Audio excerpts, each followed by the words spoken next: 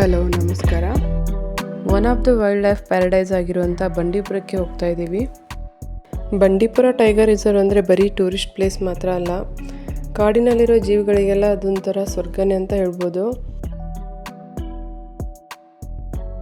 ಇದು ವೆಸ್ಟರ್ನ್ ಘಾಟ್ಸ್ ಅಂದರೆ ಪಶ್ಚಿಮ ಘಟ್ಟಗಳ ಸಾಲಿನಲ್ಲಿರುವಂಥ ನೀಲಗಿರಿ ಬಯೋಸ್ಪಿಯರ್ ರಿಸರ್ವ್ ವ್ಯಾಪ್ತಿಗೆ ಬರುತ್ತೆ.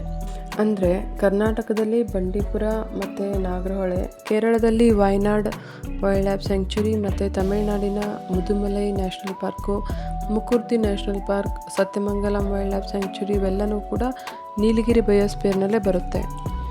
ಬಂಡೀಪುರ ಅಂದರೆ ಮೈಸೂರಿನ ಮಹಾರಾಜರಿಗೆ ತುಂಬ ಇಷ್ಟ ಆಗಿರೋಂಥ ಪ್ಲೇಸು. ಅಲ್ಲೆಲ್ಲ ಬೇಟೆ ಆಡೋಕ್ಕೆಲ್ಲ ಹೋಗ್ತಾಯಿದ್ರು. 1931ರಲ್ಲಿ ವೇಣುಗೋಪಾಲ ಸ್ವಾಮಿ ವನ್ಯಜೀವಿ ವಲಯ ಅಂತ ಮಾಡ್ತಾರೆ. ಅದೇ ಈಗ ಹಿಮವದ್ ಗೋಪಾಲ ಸ್ವಾಮಿ ಬೆಟ್ಟ, ಅದ್ರ ಸುತ್ತಮುತ್ತ ಇರೋವಂಥ ಪ್ಲೇಸು. ದಾರಿಲಿ ಹೋಗ್ತಾನೆ ನಮಗೆ ಸುಮಾರು ಜಿಂಕೆಗಳು ಸಿಗುತ್ತೆ.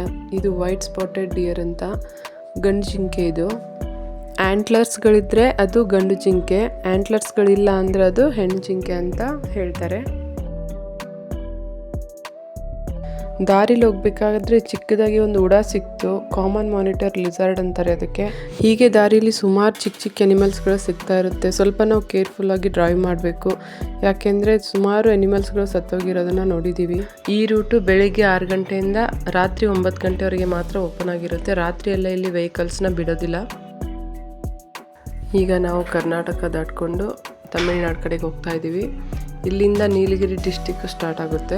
ಕರ್ನಾಟಕ ಮತ್ತು ತಮಿಳುನಾಡು ಎರಡರ ಮಧ್ಯ ಮೋಯಾರ್ ನದಿ ಹರಿಯುತ್ತೆ. ಬಂಡೀಪುರಕ್ಕೆ ಮತ್ತು ಮುದುಮಲೈಗೆ ಮೇನ್ ವಾಟರ್ ಸೋರ್ಸ್ ಅಂದರೆ ಇದೇ ನದಿ. ಈಗ ತಮಿಳ್ನಾಡು ಚೆಕ್ ಪೋಸ್ಟ್ ದಾಟ್ಕೊಂಡು ಮುದುಮಲೈಗೆ ಎಂಟ್ರಿ ಆಗ್ತಾ ಇದ್ದೀವಿ. ಮುದುಮಲೈನಲ್ಲಿ ಸಫಾರಿಗೆ ಹೋಗಬೇಕು ಅಂದರೆ ಜೀಪು, ಜಿಪ್ಸಿ, ಸಫಾರಿ ವ್ಯಾನ್ಗಳೆಲ್ಲ ಅವೈಲಬಿಲಿಟಿ ಇದೆ. ಬೆಳಿಗ್ಗೆ 6:30ಯಿಂದ 10 ಗಂಟೆ ಮತ್ತು ಮಧ್ಯಾಹ್ನ 2 ಗಂಟೆಯಿಂದ 4:15ವರೆಗೆ ಸಫಾರಿ ಕರ್ಕೊಂಡು ಹೋಗಿ ಬರ್ತಾರೆ. ಮುದುಮಲೈನಲ್ಲಿ ಎಲಿಫೆಂಟ್ ಕ್ಯಾಂಪ್ ವಿಸಿಟ್ ಕೂಡ ಮಾಡ್ಬೋದು. ಬೆಳಿಗ್ಗೆ 8:30ಯಿಂದ 9 ಗಂಟೆವರೆಗೆ ಮತ್ತು ಸಾಯಂಕಾಲ 5:30ಯಿಂದ 6 ಗಂಟೆವರೆಗೆ ನಾವು ಎಲಿಫೆಂಟ್ ಕ್ಯಾಂಪ್ನ ವಿಸಿಟ್ ಮಾಡ್ಬೋದು. ಮತ್ತು ಎಲಿಫೆಂಟ್ ರೈಡ್ ಮಾಡಬೇಕಂದ್ರೆ 7 o'clock to 8 o'clock ಬೆಳಗ್ಗೆ ಕೊಡ್ತಾರೆ. ಮತ್ತು 4 ಗಂಟೆಯಿಂದ 5 ಗಂಟೆವರೆಗೆ ಸಾಯಂಕಾಲ ಟೈಮಿಂಗ್ಸ್ ಇರುತ್ತೆ. Mudumalai reserve forest area 321 square kilometre ಇದೆ. ಇದು ಎಸ್ಟಾಬ್ಲಿಷ್ ಆಗಿದ್ದು 1940ನಲ್ಲಿ. ಮೈಸೂರು ಊಟಿ ಹೈವೇನಲ್ಲೇ ನಮಗೆ ಸಿಗುತ್ತೆ ಇದು ಮುದುಮಲೈ. ನಮ್ಮ ನ್ಯಾಷನಲ್ ಬರ್ಡ್ ಅಂತೂ ಪಕ್ಕದಲ್ಲೇ ಹೋಗ್ತಾ ಇರುತ್ತೆ. ಒಂಚೂರು ಜನರು ಅಂದರೆ ಭಯ ಇಲ್ಲ ಅದಕ್ಕೆ. ದಿನ ಓಡಾಡಿ ಅಭ್ಯಾಸ ಆಗಿಬಿಟ್ಟಿದೆ ಅದಕ್ಕೆ. ಅದೇ ರೀತಿ ಜಿಂಕೆಗಳು ಕೂಡ ತುಂಬ ಈಸಿಯಾಗಿ ಸೈಟ್ ಆಗುತ್ತೆ. ಏನು ಸಿಗದೇ ಇದ್ರೂ ಜಿಂಕೆಗಳಂತೂ ಕಂಡೇ ಕಾಣುತ್ತೆ. ಅಲ್ಲೇ ಒಂದು ವೆಜ್ ರೆಸ್ಟೋರೆಂಟ್ ಇದೆ, ತುಂಬ ಪೀಸ್ಫುಲ್ ಆಗಿರುತ್ತೆ. ಮುಂದೆ ಕೂತ್ಕೊಂಡು ನೋಡಿದರೆ ಮೋಯಾರ್ ನದಿ ಕಾಣ್ತಾ ಇರುತ್ತೆ. ಆ ಕಡೆ ಎಲ್ಲ ಬೆಟ್ಟ ಗುಡ್ಡಗಳು. ವೆದರ್ ಮಾತ್ರ ಸೂಪರ್ ಆಗಿತ್ತು. ರಿವರ್ ಪಕ್ಕದಲ್ಲೆಲ್ಲ ಕೂತ್ಕೊಂಡು ನೋಡೋಕ್ಕೆ ಅಂತ ಒಂದಷ್ಟು ಡೆಸ್ಕ್ಗಳನ್ನ ಹಾಕಿದ್ದಾರೆ. ಅಲ್ಲಿ ಕೂತ್ಕೊಂಡು 10 ನಿಮಿಷ ಕಣ್ಣು ಮುಚ್ಕೊಂಡು ನೇಚರ್ನ ಫೀಲ್ ಮಾಡಿಬಿಟ್ರೆ ಬ್ಯೂಟಿಫುಲ್ ಆಗಿರೋ ಸೌಂಡ್ಸ್ ಕೇಳಿಸುತ್ತೆ.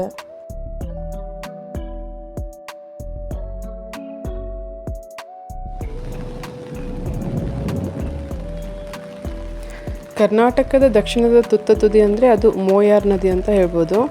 ಕರ್ನಾಟಕ ಮತ್ತು ತಮಿಳುನಾಡನ್ನು ಡಿವೈಡ್ ಮಾಡೋದಲ್ಲದೆ ಮುದುಮಲೈ, ಮಾಸಿನಗುಡಿ ಮತ್ತು ನಮ್ಮ ಬಂಡೀಪುರ ಇವುಗಳಿಗೆಲ್ಲ ಮೇನ್ ವಾಟರ್ ಸೋರ್ಸ್ ಅಂತ ಹೇಳ್ಬೋದು.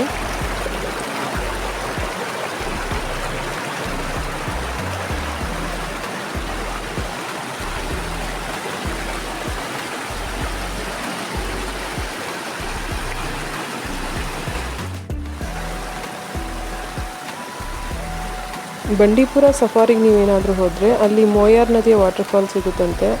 ಸಫಾರಿ ವ್ಯಾನ್ನವರಿಗೆ ಕೇಳಿಬಿಟ್ಟು ವಿಚಾರಿಸ್ಬೇಕು. ಆ್ಯಕ್ಚುಲಿ ನಾವು ಹೋದಾಗ ನಮಗೆ ಗೊತ್ತಾಗಲಿಲ್ಲ, ಸೊ ನಮಗೆ ಕೇಳಬೇಕು ಅಂತಲೂ ಐಡಿಯಾ ಇರಲಿಲ್ಲ.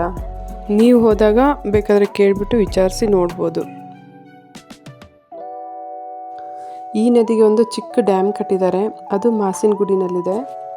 ಇದು ಮುಂದೆ ಹರ್ಕೊಂಡು ಹೋಗ್ಬಿಟ್ಟು ಭವಾನಿ ರಿವರ್ ಸೇರಿಕೊಳ್ಳುತ್ತೆ. ಭವಾನಿ ರಿವರ್ ಅಂದರೆ ಅದು ಕೂಡ ಒಂದು ಕಾವೇರಿ ನದಿಯ ಉಪನದಿ. ಸತ್ಯಮಂಗಲಂ ಹತ್ರ ಭವಾನಿ ಸಾಗರ್ ಡ್ಯಾಮ್ ಅಂತ ಇದೆ, ಅಲ್ಲಿ ಇದು ಮೋಯಾರ್ ನದಿ ಹೋಗಿ ಸೇರಿಕೊಳ್ಳುತ್ತೆ. ಈ ಪ್ಲೇಸ್ ಅಂತೂ ತುಂಬ ಚೆನ್ನಾಗಿದೆ. ಎಷ್ಟೊತ್ತು ಕೂತ್ಕೊಂಡ್ರೂ ಬೇಜಾರಾಗಲ್ಲ. ಚಿಲಿಪಿಲಿ ಬರ್ಡ್ಸ್ಗಳ ಸೌಂಡು ತುಂಬ ಪೀಸ್ಫುಲ್ಲಾಗಿತ್ತು. ಯಾರೂ ಇರಲಿಲ್ಲ ಜನ. ಈ ರಿವರ್ ಪಕ್ಕನೇ ಒಂದು ಆನೆಗಳ ಶಿಬಿರ ಇದೆ. ಎಲಿಫೆಂಟ್ ಕ್ಯಾಂಪಿಂದ 2 ಆನೆಗಳು ಸ್ನಾನಕ್ಕೆ ಅಂತ ಬಂದಿದ್ವು ನದಿಗೆ. ಲಕ್ಕಿಲಿ ನಮಗೆಲ್ಲ ನೋಡೋಕ್ಕೆ ಸಿಕ್ತು, ತುಂಬ ಖುಷಿ ಆಯಿತು. ನೀವು ಏನಾದರೂ ಊಟಿ ಕಡೆಗೆ ಹೋಗ್ತಾ ಇದ್ದರೆ ಒಂದು 10 ನಿಮಿಷ ಈ ಪ್ಲೇಸಲ್ಲಿ ಕೂತ್ಕೊಂಡು ಮುಂದೆ ಹೋದರೆ ಒಳ್ಳೆಯದು ಅಂತ ನನ್ನ ಅನಿಸಿಕೆ. ಆನೆಗಳು ಎಷ್ಟು ಪವರ್ಫುಲ್ ಆಗಿರುತ್ತೋ ಅದರ ಮೆಮೊರಿ ಕೂಡ ತುಂಬ ಪವರ್ಫುಲ್ ಆಗಿರುತ್ತೆ. ಯಾಕೆ ಅಂದರೆ ಅದು ಎಲ್ಲೆಲ್ಲಿ ಓಡಾಡಿರುತ್ತೆ, ಯಾವ್ಯಾವುದು ಪ್ಲೇಸ್ನ ಅಕ್ವೈರ್ ಮಾಡ್ಕೊಂಡಿರುತ್ತೆ, ಅದೆಲ್ಲ ಜಾಗನೂ ನೆನಪಿಟ್ಕೊಂಡು ಅದರ ಮೊಮ್ಮಕ್ಕಳು ಮರಿ ಮೊಮ್ಮಕ್ಕಳವರೆಗೂ ಅದು ರವಾನೆ ಮಾಡ್ತಾ ಇರುತ್ತೆ. ಅಷ್ಟು ಮೆಮೊರಿ ಇರುತ್ತೆ ಅದಕ್ಕೆ. Highest elephant population in India ಅಂದರೆ ಅದು ನಮ್ಮ ಕರ್ನಾಟಕ. ಸ್ಪೆಷಲಿ ಬಂಡೀಪುರದಲ್ಲಿ ಜಾಸ್ತಿ ಆನೆಗಳಿವೆ ಅಂತ ಹೇಳ್ತಾರೆ. ಸುಮಾರು 3000ಕ್ಕಿಂತ ಜಾಸ್ತಿ ಆನೆಗಳಿವೆ ಅಂತ ಇಲ್ಲಿ. ಹಾಗೆ Bandipur second highest tiger population ಇದೆ ಅಂತ ಹೇಳ್ತಾರೆ ಆಲ್ ಓವರ್ ಇಂಡಿಯಾದಲ್ಲಿ. ಮತ್ತು AIT ಪ್ರಕಾರ ಅಪ್ರಾಕ್ಸಿಮೇಟ್ 150 ಹುಲಿಗಳಿವೆ ಅಂತ ಹೇಳಿದ್ದಾರೆ. ಭಾರತದಲ್ಲಿ ಸೆಕೆಂಡ್ ಹೈಯೆಸ್ಟ್ ಟೈಗರ್ ಪಾಪ್ಯುಲೇಷನ್ ಅಂದರೆ ಬಂಡೀಪುರ ಅಂತ ಹೇಳ್ತೀವಿ. ಹಾಗೆ ಫಸ್ಟ್ ಯಾವುದು ಅಂತಂದರೆ ಜಿಮ್ ಕಾರ್ಬೆಟ್ ನ್ಯಾಷನಲ್ ಪಾರ್ಕ್ ಅಂತ ಇದೆ, ಅದು ಉತ್ತರಾಖಂಡದಲ್ಲಿ ಬರುತ್ತೆ.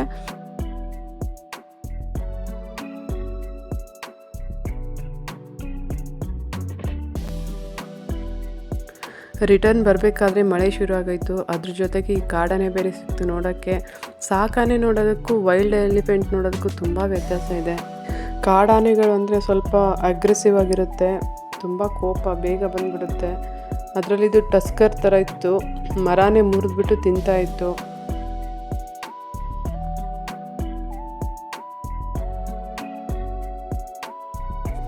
ಆ್ಯಕ್ಚುಲಿ ನಾವು ಹೋಗಿದ್ದು ಏಪ್ರಿಲ್ ತಿಂಗಳಲ್ಲಿ 21 ಹೋಗಿದ್ವಿ.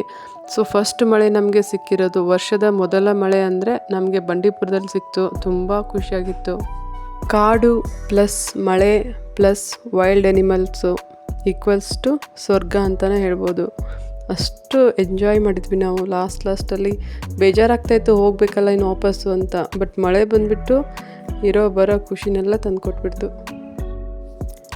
ಬಂಡೀಪುರ ಸುಮಾರು 874 ಸ್ಕ್ವೇರ್ ಕಿಲೋಮೀಟರ್ನಷ್ಟು ದೊಡ್ಡದಾಗಿದೆ. 1941ರಲ್ಲಿ ಬಂಡೀಪುರ ಕಾಡನ್ನು ಕೂಡ ವೇಣುಗೋಪಾಲ ಸ್ವಾಮಿ ವನ್ಯಜೀವಿ ವಲಯಕ್ಕೆ ಅಂತಲೇ ಸೇರಿಸ್ತಾರೆ. ಅದಾದಮೇಲೆ 1973ರಲ್ಲಿ ಸೆಂಟ್ರಲ್ ಗೌರ್ಮೆಂಟ್ನವರು ಹುಲಿ ಯೋಜನೆಯನ್ನು ಜಾರಿಗೊಳಿಸ್ತಾರೆ. ಹುಲಿಗಳಿರುವಂಥ ಪ್ರದೇಶನೆಲ್ಲನೂ ಹುಲಿ ಸಂರಕ್ಷಿತ ಪ್ರದೇಶ ಅಂತಲೇ ಕರೀತಾರೆ. ಅದೇ ಈಗ ಬಂಡೀಪುರ ಟೈಗರ್ ರಿಸರ್ವ್ ಆಯಿತು. ಮಳೆ ಬಂದಿದ್ದು ಖುಷಿ ಜೊತೆಗೆ ಇನ್ನೊಂದು ಪ್ಲಸ್ ಪಾಯಿಂಟ್ ಏನಂದರೆ ಮಳೆಯಲ್ಲಿ ನಮಗೆ ಸಾಂಬಾರ್ ಡಿಯರ್ ನೋಡೋಕ್ಕೆ ಸಿಕ್ತು. ಇಲ್ಲಿ ನೋಡಿ ಸಾಂಬಾರ್ ಡಿಯರ್ ಇದು. ಎಷ್ಟು ಸಾರಿ ನಾವು ಬಂಡೀಪುರಕ್ಕೆ ಬಂದಿದ್ದೀವಿ, ಒಂದು ಸರಿನೂ ನಾವು ನೋಡಿರಲಿಲ್ಲ. ಫಸ್ಟ್ ಟೈಮ್ ಅವು ಸಾಂಬಾರ್ ಡಿಯರು ರೋಡ್ ಪಕ್ಕದಲ್ಲೇ ನಮಗೆ ನೋಡೋಕ್ಕೆ ಸಿಕ್ತು. ತುಂಬ ಹತ್ತಿರದಿಂದ ನೋಡಿದ್ವಿ. ವೈಟ್ ಸ್ಪಾಟೆಡ್ ಡಿಯರ್ಸ್ಗಿಂತನೂ ಇವು ಸ್ವಲ್ಪ ದೊಡ್ಡದಾಗಿರುತ್ತೆ ಸಾಂಬಾರ್ ಡಿಯರು. ಇದು ಕೂಡ ಸೈಟ್ ಆಗೋದು ತುಂಬ ರೇರ್ ಎನಿಮಲ್ ಅಂತಲೇ ಹೇಳ್ತಾರೆ. ಸ್ಪೆಷಲಿ ಇದು ಸೌತ್ ಏಷ್ಯನ್ ಕಾಂಟಿನೆಂಟ್ನಲ್ಲಿ ಜಾಸ್ತಿ ಕಾಣುತ್ತಂತೆ. ನಮ್ಮ ಇಂಡಿಯಾದಲ್ಲಿ ಮತ್ತು ಚೀನಾ ಈ ಥರದ ದೇಶಗಳಲ್ಲಿ ಮಾತ್ರ, ನಮ್ಮ ಕೆಲವೊಂದು ದೇಶಗಳಲ್ಲಿ ಮಾತ್ರ ನೋಡ್ಬೋದು. ಓವರಾಲ್ ಆಗಿ ಈ ಜರ್ನಿ ಬಗ್ಗೆ ಹೇಳಬೇಕಂದ್ರೆ ತುಂಬ ಎಂಜಾಯ್ ಮಾಡಿದ್ವಿ. ನೀವೇನಾದರೂ ಸಫಾರಿಗೆ ಹೋಗಬೇಕು, ಬಂಡೀಪುರ ಸಫಾರಿಗೆ ಹೋಗಬೇಕು ಅಂದರೆ ಆನ್ಲೈನಲ್ಲೂ ಬುಕ್ ಮಾಡ್ಕೋಬೋದು, ಅಥವಾ ಇಲ್ಲಿ ಸಫಾರಿ ಕೇಂದ್ರ ಅಂತಲೇ ಇದೆ, ಅಲ್ಲಿ ಬಂದುಬಿಟ್ಟು ನೀವು ಬುಕ್ ಮಾಡ್ಕೋಬೋದು. ನೀವೇನಾದರೂ ಬಂಡೀಪುರದಲ್ಲಿ ಸ್ಟೇ ಮಾಡ್ತೀನಿ ಅಂದರೆ ಸ್ಟೇ ಮಾಡ್ಬೋದು. ಹೋಮ್ ಸ್ಟೇ ಕೊಡ್ತಾರೆ, ಲಾಗ್ ಹೌಸ್ ಕೊಡ್ತಾರೆ, ಡಾರ್ಮೆಟ್ರೀಸ್ ಇರುತ್ತೆ. ಈ ಥರದ್ದೆಲ್ಲ ನೋಡಿಕೊಂಡೆ ನೀವು ಬುಕ್ ಮಾಡ್ಕೋಬೋದು. ಆ ಬೋರ್ಡ್ ಮೇಲೆ ಒಂದು ಸ್ಲೋಗನ್ ಥರ ಹಾಕಿದ್ದಾರೆ, ಏನಂದರೆ ಪರಿಸರ ಮತ್ತು ವನ್ಯಜೀವಿ ಸಂರಕ್ಷಣೆ ನಮ್ಮೆಲ್ಲರ ಕರ್ತವ್ಯ ಅಂತ. ಅದನ್ನು ಪಾಲಿಸೋಣ, ಪ್ಲಾಸ್ಟಿಕ್ ಫ್ರೀ ಝೋನನ್ನು ಕಾಪಾಡಿಕೊಂಡು ನಮ್ಮ ಕರ್ತವ್ಯನ ನಾವು ನಿಭಾಯಿಸೋಣ. Thank you so much guys.